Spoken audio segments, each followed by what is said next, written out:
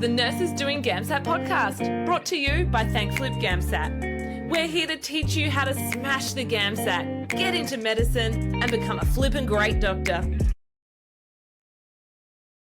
All right, well, welcome back, everyone, to the podcast. I'm joined today by two incredible people. We've got Marie here from the team, and we've also got Sue Fraser-Adams, who just got an offer for a medical school, and we're going to be talking about her experience and how she got into a medical school.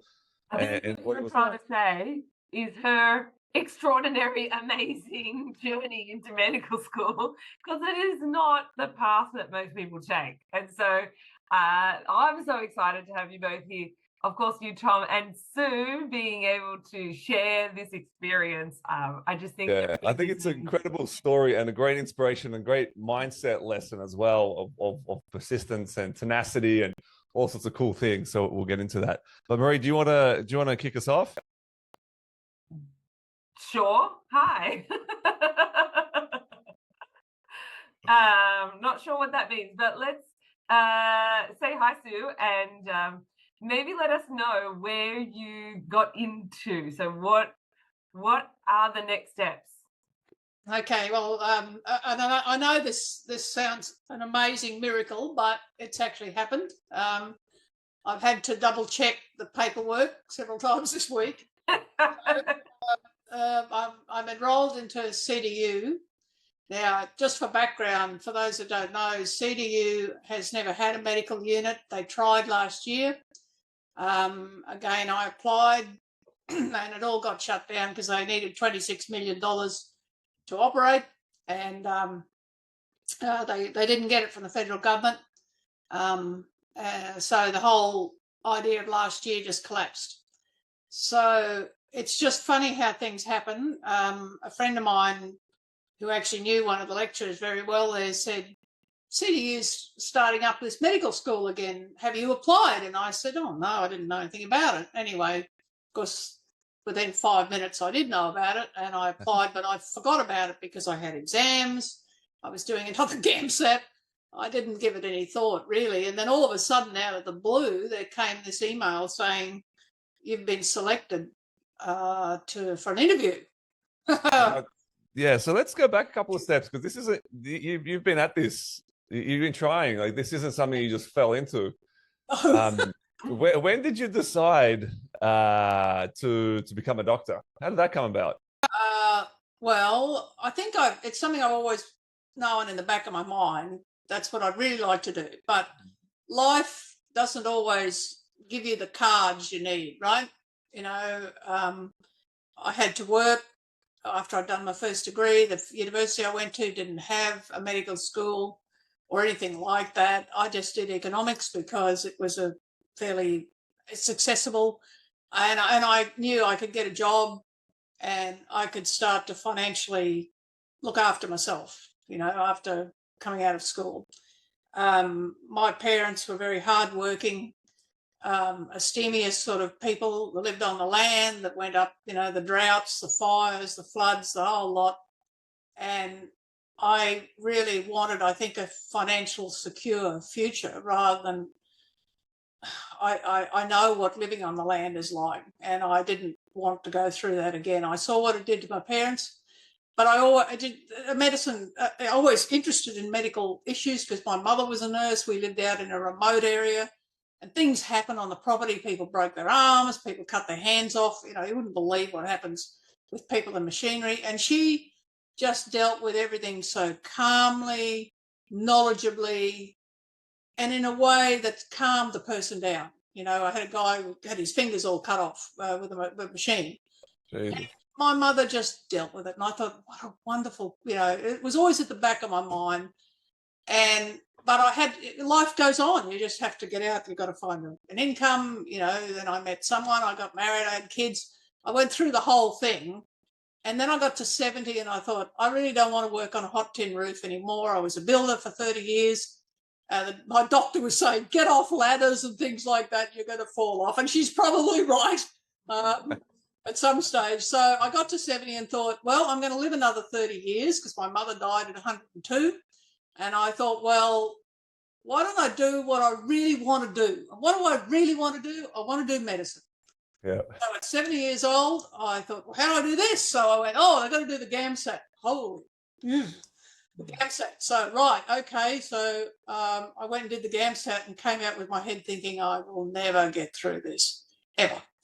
So I did. I also realised I had to start university again. So I enrolled for a Bachelor of Health Science, and I did that slowly. I started with one subject and I got a distinction. I thought, okay, that's all right. And then I did a couple more and I got HDs, and then I just built on that over the next 2 years.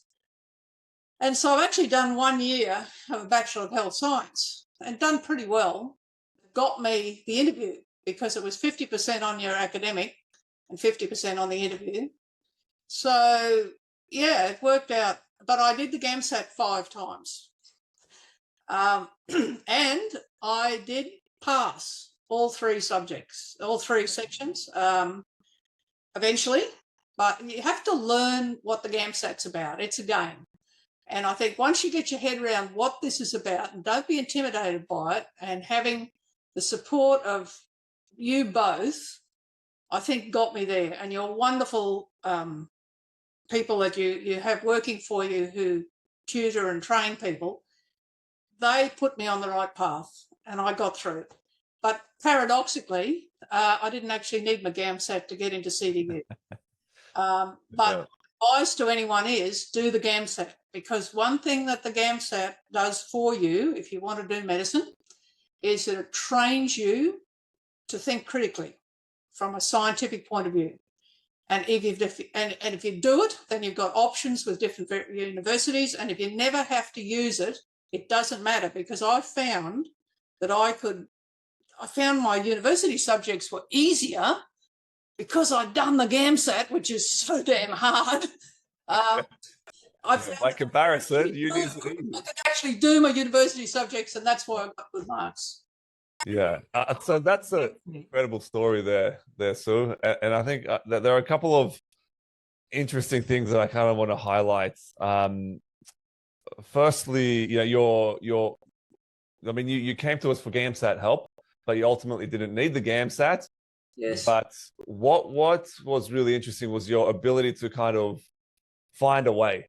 And you didn't just go for like, oh, I'll try this thing and hopefully it works out. Fingers crossed. You were like, no, I'm going to find a way. I'm going to do this thing. I'm going to go back to uni. I'm going to fix my degree. I'm going to apply to the CDU, and I'm going to talk to this person. I'm going to see how I can. And eventually you got there. And I think it was only a matter of time before you did with that approach. And I think that's one thing that I want to highlight. But Tom, I really wasn't, because I don't think I'm that smart. Actually, I don't know how I did this. I don't think I'm not that smart. I'm sorry. I don't feel. I'm just a bit awestruck. I think most people feel that way when they get in. So honestly, most people, and then they're like, "Holy crap! I'm going to have to get through medical school now." Every person that I've ever interviewed for this podcast has some sort of like moment where they're like, is someone going to knock on my, like, tap on my shoulder and say, hey, there's an admin error? Like, or they're like, I keep on. Although, funny enough, Sue had one of those already. Yeah, exactly right. I got this email. From Flinders University, and it sort of looked like, oh, you've been granted an interview. And I said it to Tom, and he said, oh, it looks like an interview to me. And then when I rang up and sort of said, what's going on here? Then they said, oh, sorry, we've sort of made a mistake. It was sent to everyone. And I went, all right. Then when the actual offer came through, Sue was like, Tom, is this real? We had to check. I thought I'd send it to you for verification because I thought, Tom knows this stuff. It's real. Am I being scammed?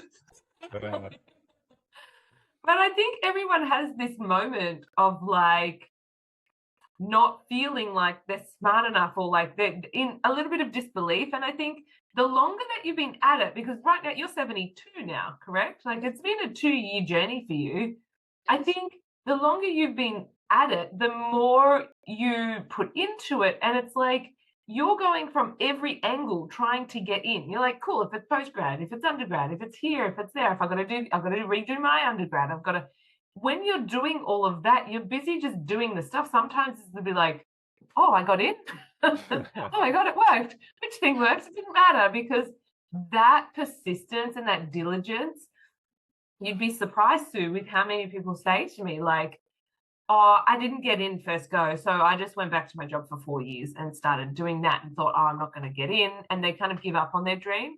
And I think the real thing for you and this, if everybody walks away just going, how do I get in? Not if I get in, if I do this one thing, will I get in? Because there is no guarantee. It's like, what is everything I need to do? Let's get doing that. Do I need to study harder? Do I need to find a different pathway? Do I need to go back, fix my undergrad? Do I need to, like, it doesn't matter. Well, I'd love to hear what Sue, like, what would you say to someone who's done it once and gone, well, I guess I didn't get in. I'm going back to my usual life. What do you say to them? Don't do that. You might have to continue your usual life, okay? Not everyone's got the luxury that I had where I retired, right? Stopped working on building sites, had myself financially set up that I could just focus on this. I don't have young children to wake me up at 4 o'clock in the morning or 2 o'clock in the morning. I know all about that. I'm not looking after elderly parents or anything like that.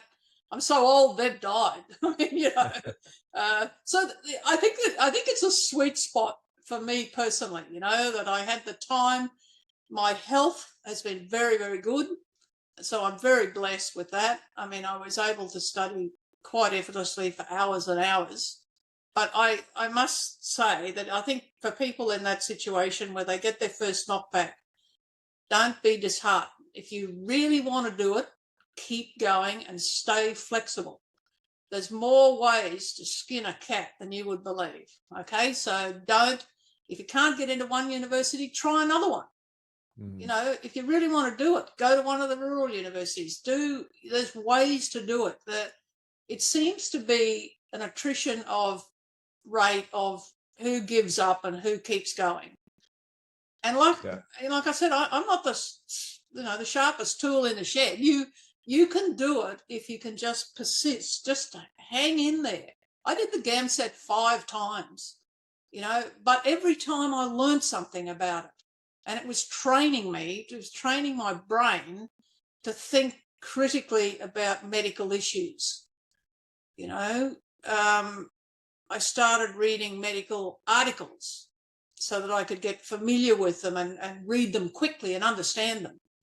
And you know what? I've got these subscriptions to various, like the New England Journal of Medicine, Medscape, all those, Springer. And I love them because guess what? I'm right up to date with what's going on in all sorts of fields, whether it's, whether it's your guts or whether it's your cancer or whatever the issue is. And it's just fascinating. To me, it's like eating chocolate every day to do medicine. It is just so interesting, and I still can't believe it, Tom.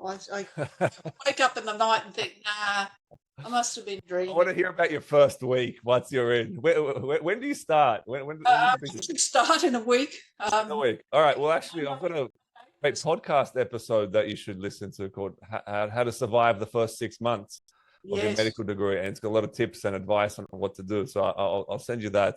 I really appreciate that because I'm now terrified. I found out I've got 33 references to get under my belt in 16 weeks. The course is longer than a normal uni course. It's 16 weeks, not 12. And I think they're going to flog us to death. I can just see what's coming. 33 references. I mean, crikey, that's a lot. You'll get this with your tenacity and your work ethic. You'll get there. And so I'm kind of curious. So that yesterday I was speaking to someone, and he's like, you know what, Tom, I'm kind of getting on. I'm getting a bit older, and so I'm getting worried about this GAMSAT thing. And I was like, how old are you? And he goes, 29.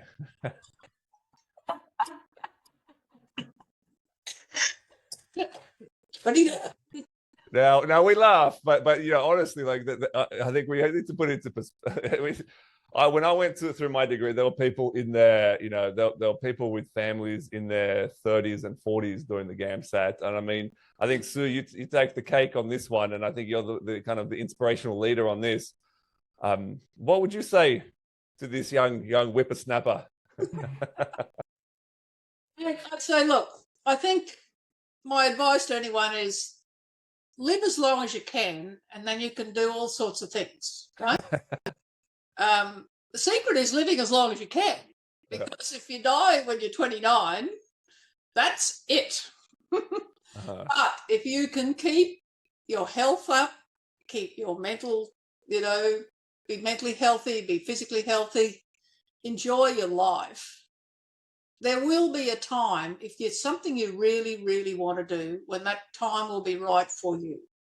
It's not always right. I mean, I feel so sorry for young people who are in their 20s and 30s. A lot of them got young families. They're trying to keep a job down, you know, and they want to do medicine. Well, guys, you know, I don't want to say you've set yourself a hard road, but you have, because you know what? It's harder for you than me. You know, I think it is. And I can see like in my classes, there were people doing the Bachelor of Health Science, and they're all less than half my age, well and truly. Yeah. You know, a lot of them sort of looked at me and went, "Are you in the wrong class? I mean, what are you doing here?" You know, sort of thing. And then when I tell them, yes, I'd really like to become a doctor, they all go, "Well, tell her she's dreaming." You know, but I wrote to every one of my lecturers and I said, "Look, thank you so much for everything you've done, because every one of them contributed to this. And I want you to know I've actually been accepted into med school." And the absolute delight and that has come back to me with their responses is just, it's worth $1 million. You know, they said, this is the sort of thing we as teachers want to see. We want to see our students achieve. And I'm sure you feel the same way too. Every time you get someone who's a med student, you know, gets to be med student, I'm sure you go, tick, what a wonderful thing. And you guys do a fantastic job. I'm not, you know, trying to gild the lily or anything like that, but I don't think I could have got here, Tom, without your guidance on the interview. Your interview lectures and that are just brilliant. I was nervous. I was really nervous. I mean, you know, here I am, 72 years old. I'm nervous about an interview. Yeah, I was, you know, but because I'd done that preparation that you made available to me, I felt confident. I felt a quiet confidence, not the surface sort of thing. I felt I could deal with anything they threw at me. And they did make a comment, because, you know, this is a small town and things get back to people because everyone knows each other. But they said one thing about me was different to the others was that I could just, when they asked me a question, I just answered straight away. Bang. I just answered because I just knew what to answer. You know, I knew what the answer was in my mind, whether it was right or correct according to their, you know, according to their rubric, I don't know. But you did something right. I think it was right because you got in. Well, they said it was something they noticed about me, okay, because I just answered the questions. Don't know whether it was right or not, but I didn't hesitate. Maybe that's just my personality. Maybe because I'm an A-type personality, just like you guys, and everyone else who does this sort of thing. You know, maybe I can just talk underwater with a mouthful of marbles. But I think what makes the difference, Tom, you were saying, like, with people's experiences, how old they are or young they are, or doesn't matter what it is, we each have this different experience. So for you, Sue, you've had children, you've got the background in building, and now you've got like medicine that's going to be under your belt as well. And it's often the melding of all of these skills that actually gets you to be the doctor that you are. And I think if you had done this when you were 30, you would be a totally different doctor than you're going to be when you're 75. Like, absolutely. 77. I'll be 77. 77, you know, the skills that you're going to be building, like, I genuinely believe you got in because of your building experience. And that's because every builder that I know comes up every day with problems. Like, basically, as a builder, your job is to fix problems. And so you're not scared of problems. You're not scared of anything going wrong because you're like, cool, if this doesn't work, I'm just going to go this other way. I'm just going to build this other way. And you have 30 years of building that muscle of persistence, of determination. So like, cool, my next problem is I need to get into med school. Well, I'm going to try this way, I'm going to try that way. And that's why you're not stressed about it. But when the 29-year-old, I don't know who it was, Tom, that you were talking to, but when the 29-year-old goes, oh, I'm so old, it's because they haven't got the 30 years of building experience where they're tackling problems every day. And so what I'd like love to see is that everybody has experience, but how are we pulling the skills that we have into what we're doing now and melding them all together? Like that. And listening to this and going, hey, that is a salute. That's what I could do. I can do that too. And everyone can do that. Absolutely. It's just firstly understanding that you can and that it's available to do, and then giving it a crack and pushing through with it. Yeah. So it's But good to hear. sometimes it's 1 minute mile, you know, like no one could run a 1 minute mile until someone did. And then like 4 people in the next 4 months did it because they saw that someone else had done it. So you're a trailblazer, Sue, because I think people are going to see that you're doing it and being like, well, if Sue can do it, I can do it too. And I think that's really important, that we have visibility and the ability to know, like, you're breaking barriers here, literally. I think there's going to be a lot of people that are inspired because of your journey. Yeah. And I think I don't know, but yeah, I think that oftentimes we get, sometimes we get to a point in life and we're like, am I stuck down this path forever? Can I make a change? Can I shift? Can I change careers? Can I change what I'm doing? Am I too old? Is it too late? All these different things. Am I stuck if I'm too far down this one path to change? And what I love about your story, Sue, is the answer is you can you can make a change at any time, and it just requires that these skills and these abilities that all of us can tap into, that you've exhibited through your last few years. So it's a really inspiring story in that sense for me. That's exactly right. You don't have to look. Everything comes, if you really want it, at the right time, and the right time mightn't be when you think it is. A lot of people, I can see it in the Reddit.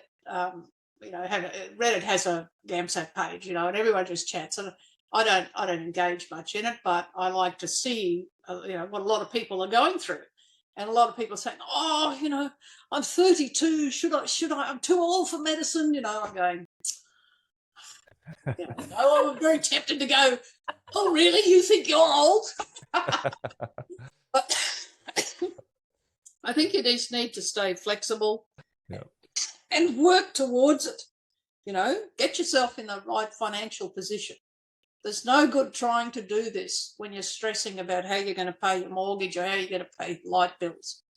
You need to be in a position where you can just go, I don't have to worry about that, just focus on, because it's hard.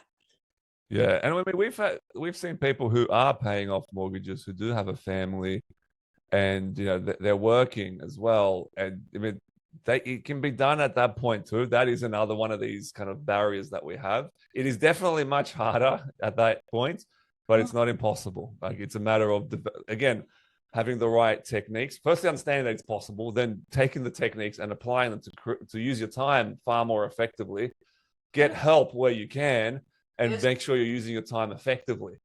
And another kind of boot camp I was speaking to yesterday, he's at home with 4 kids. His wife works, running her own business, and so he's trying to, and he's doing some studies on the side as well, and the GAMSAT. And so I'm like, all right, you can do this, but we need to play life at a higher level. We need to be far more strategic and purposeful with your time. The 4 kids, they're not going to go away, right? We need to accept that they're going to be there, and we need to work around that. We need to work with your wife, with anyone else, to try and make the time. And I'm like, all right, what can you do today? It's like, I could do an hour. I'm like, great. I can go to the classes. Great. Go to the classes. And what are you going to do tomorrow? Okay, I can get up early, do an hour before the kids are up. Perfect. And so we kind of just chip away at it, and we find this time to make it work. So I think that you're breaking some barriers there, and I think that there are other people in different life circumstances, and that's why we love sharing these stories, just to show people what's possible. Because, like you said, we're often stuck in these little holes. Like Reddit is a bit of a rough place to be for, and there's all sorts of things going on there, and then you might have your own kind of bubble that you live in, and everyone's got their little bubbles. And we're kind of stuck in those within the limitations of those bubbles. So it's good to see this and go, all right, there's so much possible. There's so much going on, so much good, so much that can be done, and so many barriers that we can break. And if you really, really want it, then let's make it happen. Let's find the techniques. Let's implement it. Let's use that tenacity that you've exhibited, Sue, and eventually it's only a matter of time. I remember when we started down this path, I remember Marie interviewed me. And I could tell she was going, I think I'll just humour this person. But it's not just you. You know, I'm pretty blunt. If I'm like, no, it's not going to happen, I will tell you. Come on. Look, she was blunt. She was blunt, and I think she thought, I'll just humour her along a bit. She'll go away.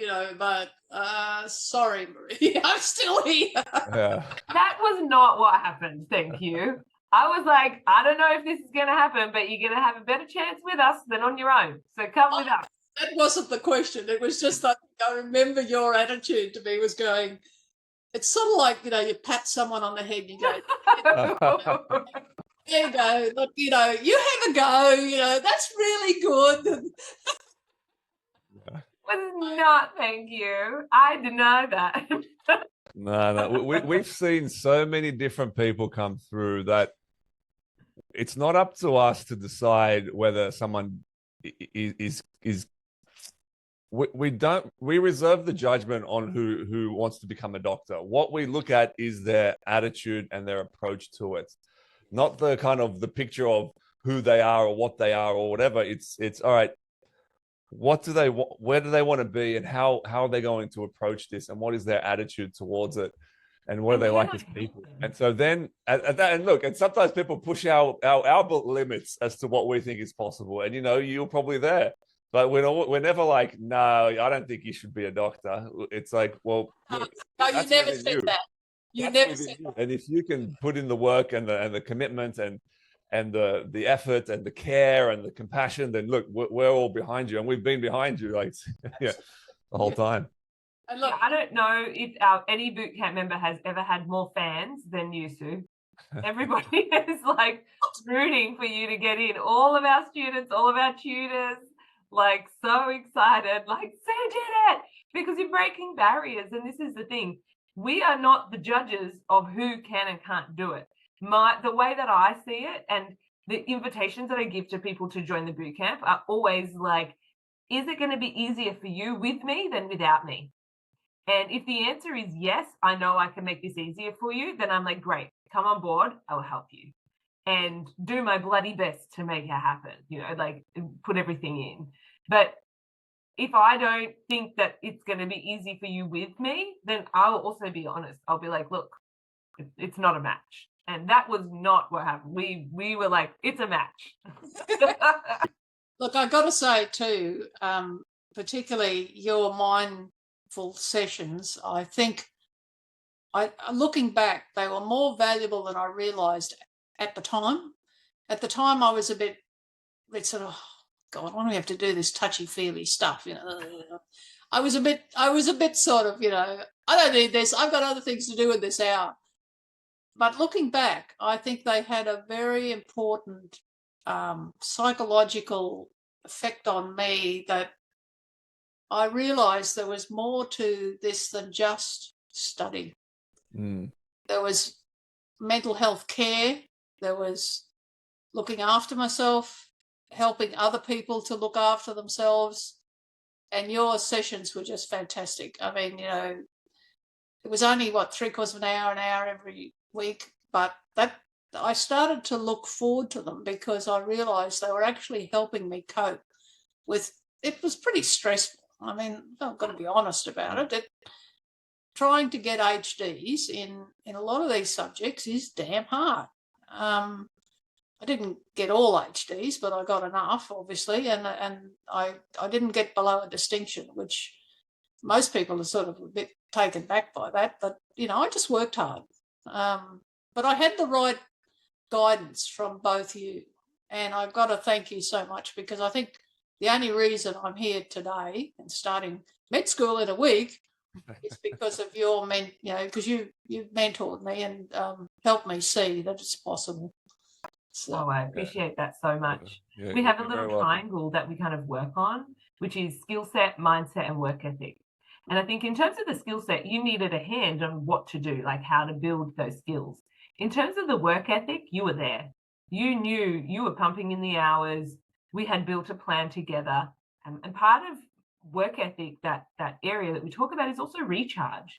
Like having the time to actually sit down and have those recharge. And that's why we do it together. It's 45 minutes, an hour in the 9 weeks leading up to the GAMSAT. But at least I know for an hour when people are coming, that is the safe space. That is a space to have community and to recharge. Now, the last part of that triangle, so the skill set, work ethic, the last set is mindset. And I think so many people overlook that, but maybe that is where and you might even be overlooking it, but I think that's where your superpower is, because you didn't have the negative self-talk that you couldn't do it. You just knew, I'm going to do it. It's not that I know how to do it. It's that it doesn't matter what gets in my way. I'm going to problem solve it. I'm going to be the problem solver. And things like fear of failure, you didn't use that as something to stop you studying. I think you had a fear of failure, but you used it to drive you forward, which is actually the positive way to have fear of failure. Like it was a good thing. It was a driving factor in your life. And so for most people who are sitting the GAMSAT, the things that stopped them, you didn't have the blockages around those mindset things. You had, a bit on maybe recharge a little bit, but you didn't know how to study for the GAMSAT. But for a lot of people, they're still in that work ethic, and mindset is the biggest part that we need to start on. So I think even with that, and understanding that if you're an older student, you have more life experience to get you through those areas that maybe the younger students don't have. And so using that to your benefit, like this is what I love. You've grabbed it by the hand and gone, I don't care what anyone thinks. Let's just bloody do it. Yeah. The lesson, one of the lessons there is that everyone's got their strengths and weaknesses. Yeah. And the key is to just really hone in on your strengths and try and fix your weaknesses. And everyone, no matter how old, what your life circumstances. I sent an email recently to the boot campers, and they were like, some people are like, I have sick family members, I can't study. I'm like, well, no, you have sick family. You need to study because you have sick family members. Use that as the reason why you study. I'm inspired because I want to be able to help them. I want to be able to turn things around. I don't want to be helpless anymore. I want to be the one who cures them, and use that as your driving force. And so, the mindset component of GAMSAT is huge. It's huge because it doesn't just test your, like you said, your physics and the chemistry and the academics. It makes you wonder, am I good enough? Can I actually do this? And the answer to all of that is yes. But we have these little voices in our head from wherever that they just kind of get in the way. And I think from you, Sue, you probably had those voices too, but you just went, all right, well, I'm going to prove those voices wrong. I'm going to do it. I'm going to turn that around. Right. And so then they use that to drive you forward and to find a way. And I think that is a big kind of a takeaway that I hope people take from this. I really do too. I know I'm a bit of an outlier. I did some work because older doctors are becoming a thing because as the population, the demographics are aging, doctors are working longer and doctors are becoming older. And it's very interesting when I talk to people, I sort of say, look, I'm going to be in my late 70s, probably 80, when I, get through all this by the time I've done my training and paid back my bond and all that sort of stuff. So how would you feel like going to a doctor that's that old? Everyone said, oh, that's fantastic, because at least you understand where I'm coming from.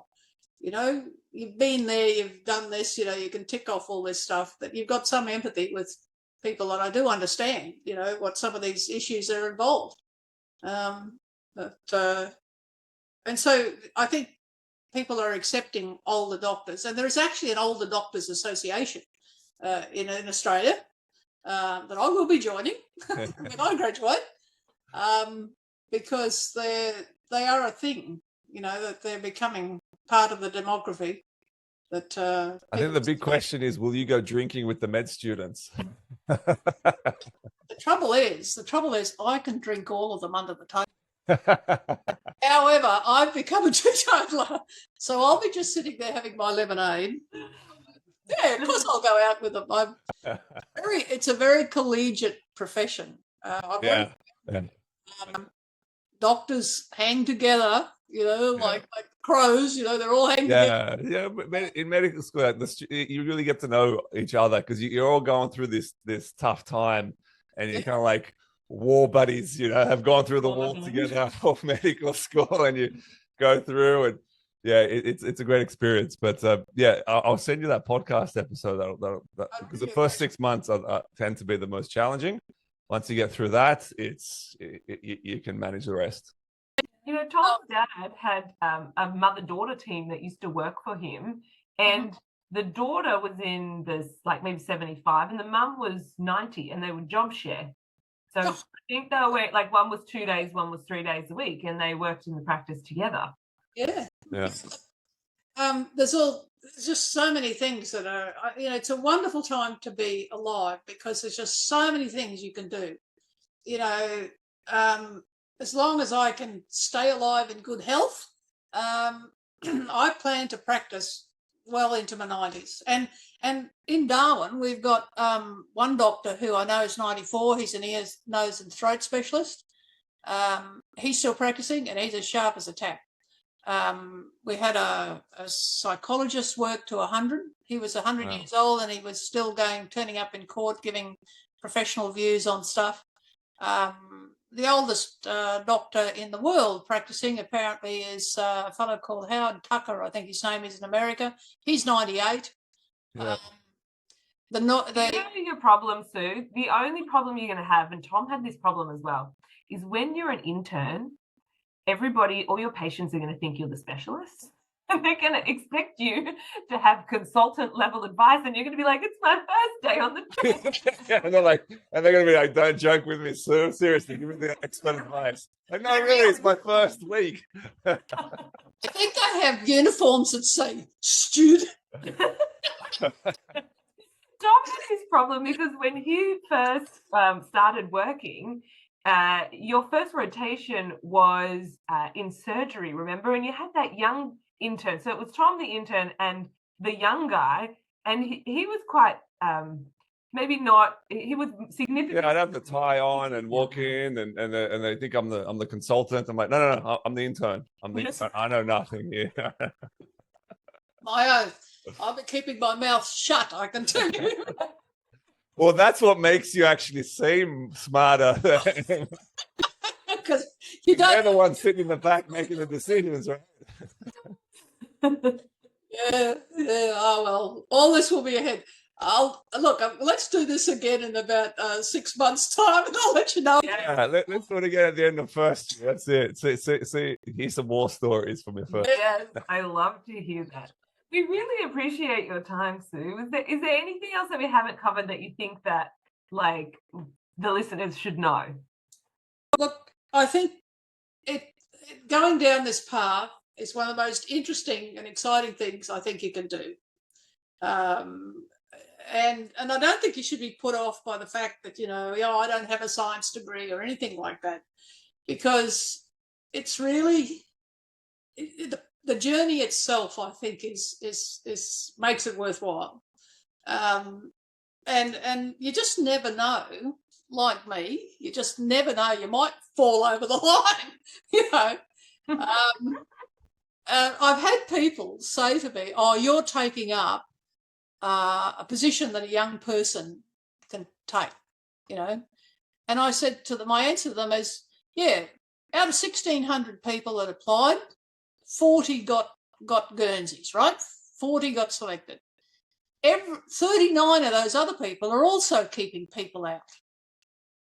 So why are you saying I won my position there out of all those people? And I'm sure they're smarter than me, they're probably better looking than me, they're younger than me, they're probably richer than me. I don't care. they're whatever they are. I said, I won my place there, just like the other 39 other people. Yeah, because you were better. You were better than the others.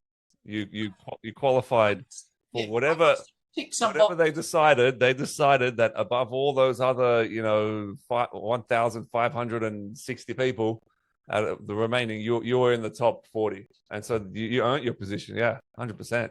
But it's funny what people say, people, and of course I get you're far too old. Where are we going to get the value of you? I'm going, you just watch. Just watch. You did outwork a lot of people. We saw that. We saw that firsthand. That if I was getting a doctor, don't bet against Sue. You got to bet on Sue. That's what we've been doing. Do not bet against Sue. Agreed. I would be delighted if I went to the emergency department up in NT and you were my doctor. I would be delighted, honestly, because I know that being a doctor is it's something that you need all of the areas. Yes, you need to know about medicine. Yes, you need to be hardworking, but you also need to be empathetic. You are the ultimate problem solver. The biggest problems in the world are health problems. And so when you put all of that together, I'd be like, who else in the world would I want to be treating me? I want someone who's tenacious, someone who's a problem solver, someone who is going to work hard to know everything. Like that to me, I don't care how old you are, how young you are. Those are the skills you need. If you've got the skills, that's what I want. I want someone who's going to fight for me. Oh, well, I've been in that position, fighting for people for a long time. But anyway, it's look, all I can say to people is look after yourself physically and mentally, because the road is long and hard. It's not impossible, but you do need to learn to look after yourself. And I think the burnout rate in doctors and even suicide rates, which no one wants to talk about, but doctors have a hard time. They have a hard time when they're studying because they just pour it onto you. And you can have a hard time dealing with the things you've got to deal with after you've graduated. Yeah. And I think we've got to all learn early in the piece how to look after ourselves, both in a physical sense, being, making sure that you're exercising, you're eating right. You don't have to be a monk. You don't have to just live on gruel. You can enjoy life, and I think you should. But I hope that some of the things you covered in the boot camp and the mindset classes, I hope they help. Yeah, it does. It does. And it's a very, very important part for having a long-term career in this field, because to me, it is one of the most exciting things anyone can do. And I am so privileged that I have got the chance to do this. I'm just grateful every day. Well, we're excited for you, and congratulations again. This is really cool. Thank you so much for your time. We would definitely hit you up for another interview. I reckon at the 6-month mark or the year mark, somewhere around there, so we can see your progress. And if those listening want to send Sue some well wishes, jump into the Nurses Doing GAMSAT Facebook group, and we will send them on to Sue, because I just think you're going to inspire so many people. We would love to get whoever's listening to this, their feedback. It's just Nurses Doing GAMSAT on Facebook. Chuck in a comment in there, and we'll make sure that Sue sees them all. Amazing. Thank you, Sue. Anyone can do this. Anyone can. Trust me. Sorry. No. Thank you very much for your time, and you have a great day. Bye for now. Bye, Tom. Bye. Hey, I have a cool gift for you, just for listening to the Nurses Doing GAMSAT podcast. We do some of our best work in our Facebook group called, you guessed it, Nurses Doing GAMSAT. It's free to join, and every day we're sharing actionable guides, tips and tricks, and really just how to smash the exam and get into medicine. You can join today by searching Nurses Doing GAMSAT on Facebook. Thanks for listening to another episode, and I'll see you next time.